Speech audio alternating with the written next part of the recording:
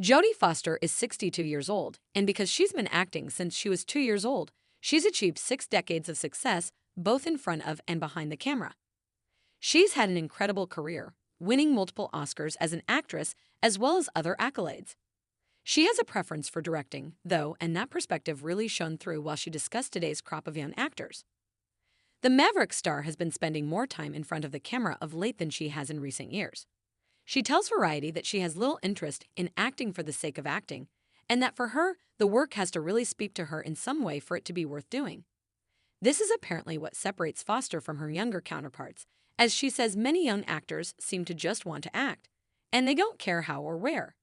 She said, "It's certainly true that Jodie Foster had done more by the age of 18 than many actors achieve in an entire career. She had over 40 film and TV appearances on her resume by that point.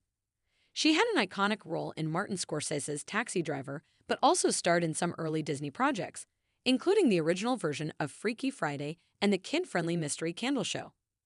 The latter of those two films was likely the reason Foster didn't play Princess Leia in the original Star Wars.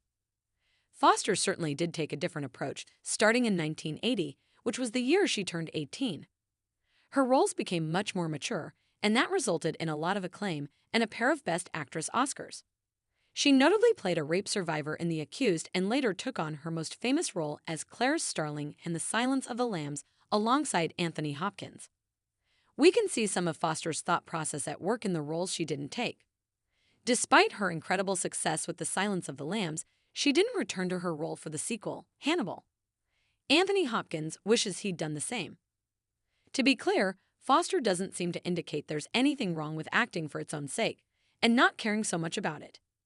In many ways, that probably makes acting a lot easier. It's just not the way Foster herself works, and the way she's approached Hollywood has certainly worked for her.